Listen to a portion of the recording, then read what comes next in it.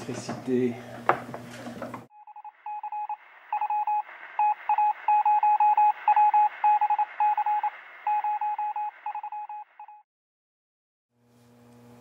Salut et bienvenue dans mon garage. Aujourd'hui, petite vidéo sans prétention, sympathique. On va passer un petit moment dans le garage et on va sortir un peu les outils et essayer de personnaliser un outil, en l'occurrence le Fire Steel. En fait, le Fire Steel, généralement, ils viennent avec une petite poignée en plastique et on doit le faire fonctionner juste avec le pouce et l'index. Ça marche très très bien, mais il peut y avoir des cas, par exemple avec mon épouse.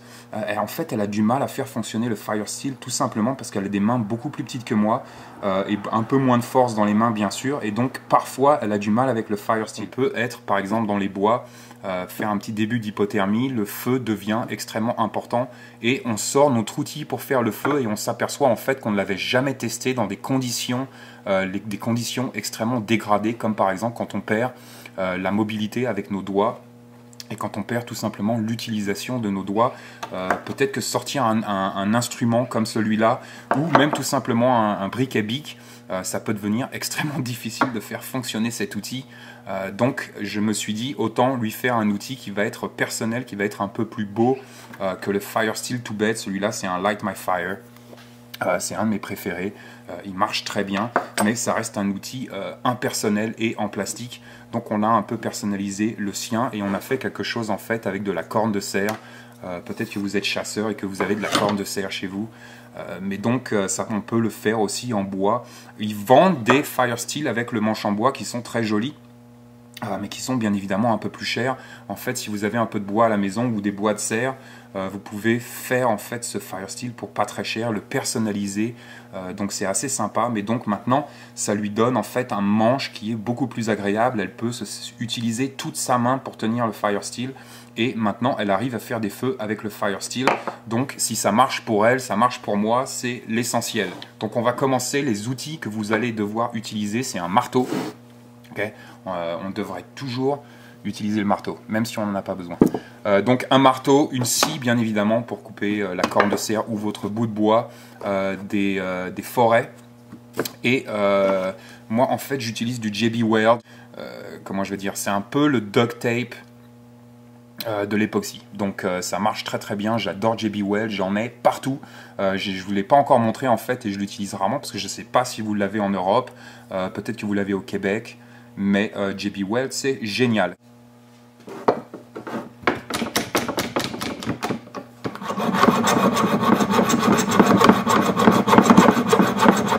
Ok, première étape, donc couper le bout de bois, en l'occurrence c'est une corne de cerf. Deuxième étape, ça va être de libérer en fait la barre de magnésium du truc en plastique. C'est là où le marteau prend tout son intérêt et je vais aller sur la dalle en béton et juste le casser tout simplement.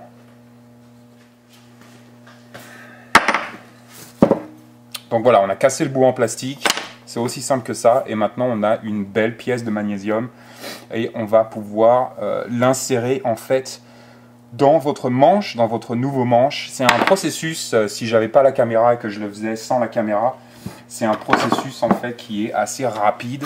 Ça prend environ 5 minutes à faire. Donc maintenant, on va choisir le bon forêt. Si j'arrive à ouvrir la boîte. Et le bon forêt, ça va être celui-là. Donc ça va être un peu l'épisode le plus délicat. Et c'est tout simplement de faire un trou le plus droit possible. Vous pouvez aussi voir avec votre manche. Là par exemple, j'ai un manche qui est... il y a une certaine courbe avec. Donc j'ai un peu essayé de suivre cette courbe avec le Fire Steel. Mais donc faites au mieux, essayez d'être le plus droit possible ou de suivre la courbe, peu importe. Faut juste pas faire de bêtises. Donc un petit moment de concentration et bien évidemment branchez votre perceuse, ça marche toujours vraiment beaucoup mieux. Vous pourrez le faire à la main aussi. Ce qui est bien à la main, c'est que généralement on se plante beaucoup moins parce que ça va moins vite. Les gens ont tendance avec la perceuse à aller un peu trop vite.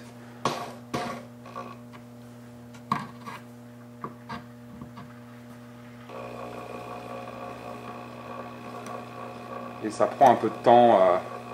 vraiment bien contrôler les perceuses, tous les outils électriques en fait. C'est un art de savoir aller super doucement avec un outil électrique. L'avantage du cerf aussi, en tout cas du bois d'animal, c'est que c'est une matière extrêmement durable et assez sympa à travailler en fait. On revient un peu aux sources, même si j'utilise un outil électrique. C'est toujours agréable de travailler des matières qu'on a un peu délaissées. Les gens avant faisaient des boutons avec les bois de serre, tout un tas d'outils assez intéressants et utilitaires. On va voir où on en est. Et je suis bon. L'intérêt d'aller doucement avec la perceuse, avec l'os, avec la corne, c'est aussi qu'on ne veut pas le casser. Une fois qu'il sera pris dans le jelly weld, il va être super fort. Mais pour le moment, surtout avec la perceuse, c'est un petit moment délicat en fait. Ok, donc on est bon, le plus propre possible, ok, et là c'est impeccable. Donc je vais pas le mettre jusqu'au fond. Ce que je vais faire, petite astuce, c'est que je vais prendre en fait le grinder et je vais enlever un tout petit peu de matériel juste pour lui donner assez de... je ne suis pas encore une fois branché. Oh, l'électricité. Donc juste un petit coup de grinder vite fait. Je crois que vous appelez ça une meule.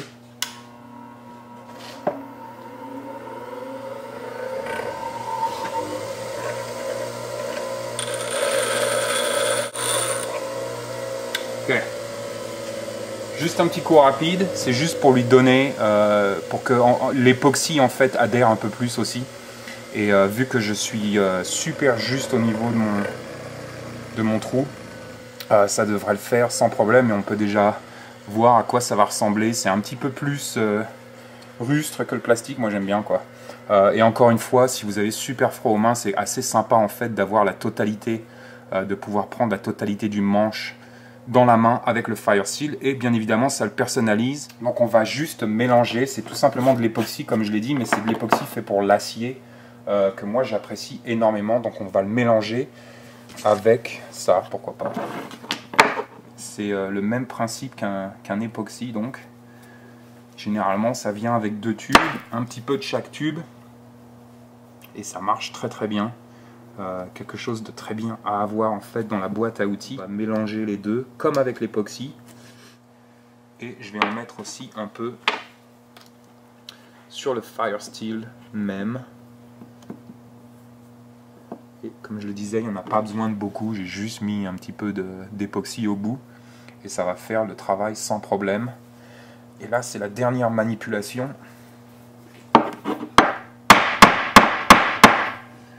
Et si là ça casse pas, c'est qu'on est bon, et on est bon.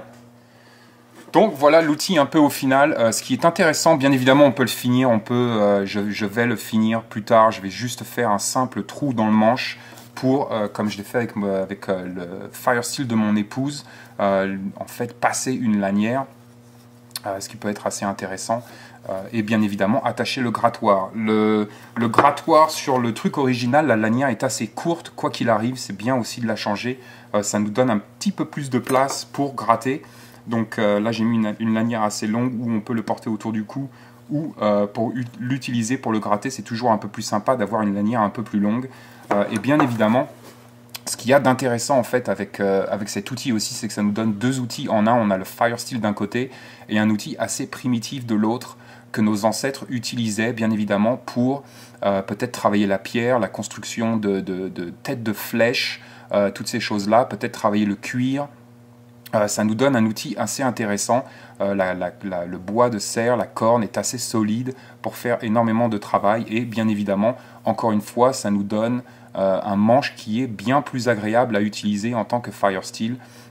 Tout ça pour un coût minime et aussi le plaisir d'avoir fait quelque chose à la main. Stay safe.